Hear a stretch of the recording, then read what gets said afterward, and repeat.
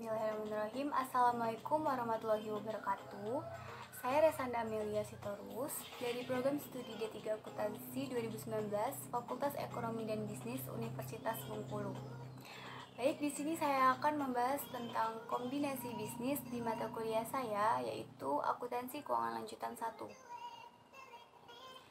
Langsung saja, kombinasi bisnis di sini itu bentuk kombinasi bisnis secara entitas itu ada merger, konsolidasi, dan akuisisi.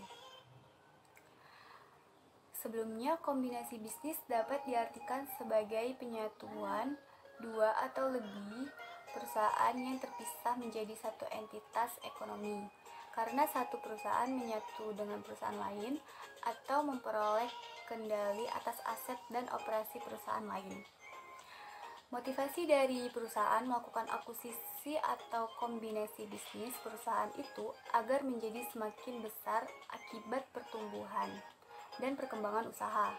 Perkembangan dapat terjadi melalui pertumbuhan organik dan anorganik. Selanjutnya, keuntungan kombinasi bisnis yaitu imbal hasil yang didapatkan oleh perusahaan yang melakukan kombinasi bisnis tentu makin besar karena sekarang ia mempunyai saham pada berbagai jenis usaha. Misal, kayak perbankan lagi mengalami kemunduran. Nah, di situ kita masih bisa menutupi imbal hasil yang didapat dari bisnis lain.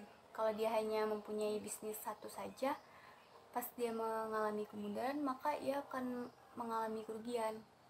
Nah, sedangkan ia menerapkan kombinasi bisnis dengan cara mempunyai anak perusahaan yang bisnisnya berbeda dengan bisnis yang diterapkan oleh dia sebagai induk perusahaan, maka itu masih bisa tertutupi.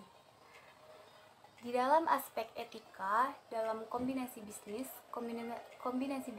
mampu mengakselerasi pertumbuhan perusahaan sehingga dapat berkembang jauh lebih cepat dibandingkan jika melakukan pertumbuhan secara alami melalui peningkatan produksi dan skala usaha.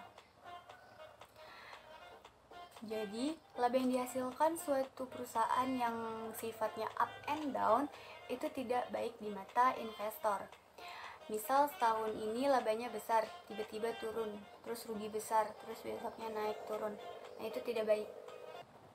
Maka yang dilakukan oleh perusahaan itu melakukan manajemen laba sedapat mungkin labanya yang dilaporkan itu adalah laba yang mulus. Terdapat 3 jenis yang digunakan oleh kombinasi bisnis, yaitu integrasi horizontal, integrasi vertikal, dan konglomerasi. Yang pertama yaitu integrasi horizontal. Kondisi ini terjadi di mana perusahaan yang bergabung memiliki lini bisnis yang sama dan pasar yang sama. Contoh, suatu supermarket bergabung menjadi satu entitas dengan supermarket lainnya. Yang kedua itu tadi integrasi vertikal, di mana perusahaan yang bergabung adalah perusahaan yang menjalankan proses bisnis berurutan, kayak barang jadi dari suatu perusahaan digunakan sebagai bahan baku pada perusahaan lainnya. Seperti restoran cepat saji yang memiliki integrasi vertikal dari suatu usaha peternakan. Berikutnya adalah konglomerasi, yaitu berhubungan dari integrasi vertikal dan integrasi horizontal dari berbagai lini bisnis. Contohnya bank yang bergabung dengan perusahaan modal transportasi, perusahaan asuransi, dan rumah sakit. Nah, di awal tadi saya sudah mengatakan bentuk kombinasi bisnis secara entitas itu ada merger, konsolidasi, dan akuisisi. Yang pertama adalah kita bahas merger, yaitu bentuk kombinasi bisnis yang terjadi ketika dua perusahaan atau lebih bergabung dengan perusahaan yang diakuisisi, dibubarkan, serta semua aset dan liabilitasnya diambil alih oleh pihak pengakuisisi. Misalnya perusahaan X bergabung dengan perusahaan Y, maka menjadi perusahaan X. Yang kedua itu adalah konsolidasi, di mana dua perusahaan atau lebih bergabung dalam operasi yang sama menjadi entitas yang baru. Misalnya perusahaan X bergabung dengan perusahaan Y untuk menjadi perusahaan Z. Yang ketiga itu ada bentuk akuisisi, yaitu di mana dua perusahaan atau lebih bergabung dalam operasi yang sama. Entitas yang bergabung tetap beroperasi secara terpisah. Selanjutnya yang kita bahas adalah metode yang digunakan dalam penggabungan dalam perusahaan.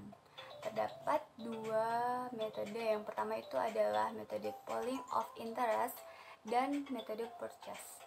Yang pertama metode pooling of interest.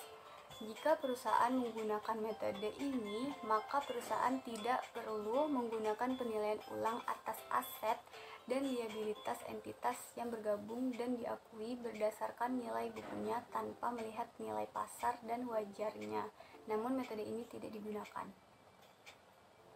Yang kedua itu adalah metode purchase yang sedang digunakan sampai saat ini. Jika perusahaan melakukan metode ini, maka dilakukan pendataan ulang atas aset dan liabilitasnya, yaitu diakui dengan melihat nilai wajar atau nilai faktornya.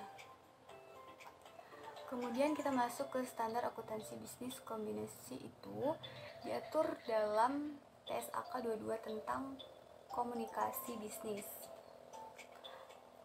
Lalu yang revisi yang terakhir itu ada di tahun 2014 dan mungkin juga itu masih mengalami revisi. Selanjutnya adalah aspek perpajakan dalam kombinasi bisnis dan pengendalian perusahaan. Dikatakan bisa memiliki pengendalian ketika kita menguasai lebih dari 50% saham di perusahaan tersebut.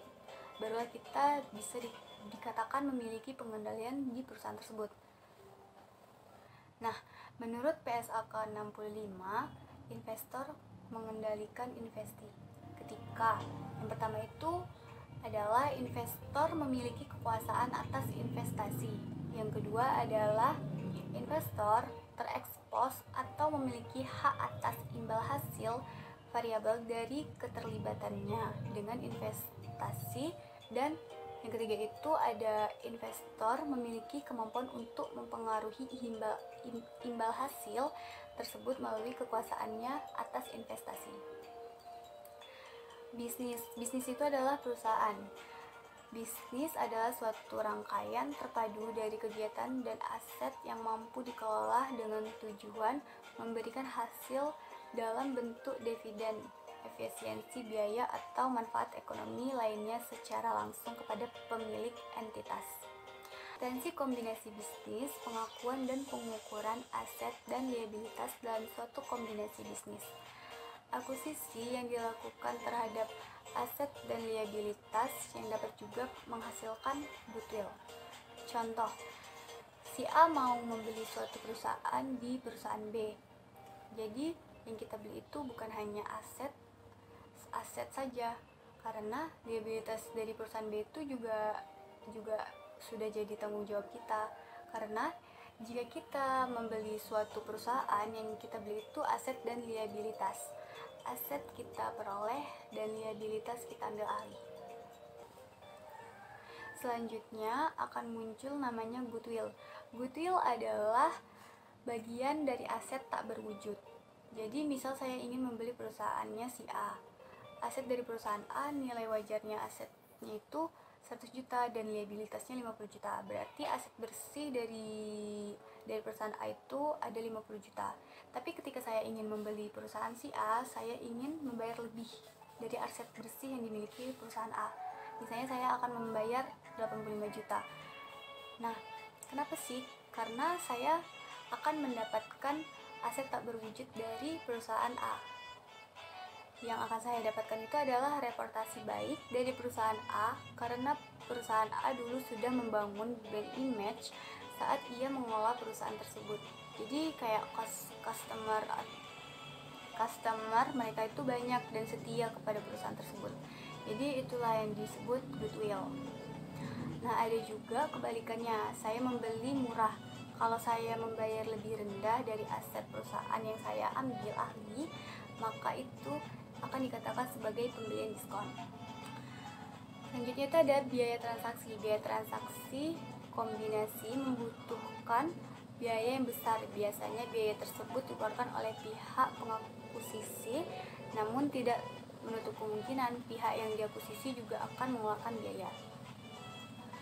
Adapun imbalan yang dialihkan adalah pengorbanan yang dilakukan oleh perusahaan yang melakukan akuisisi untuk mendapatkan suatu perusahaan atau mendapatkan pengendalian, bisa dalam bentuk kas, juga bisa dalam bentuk non kas.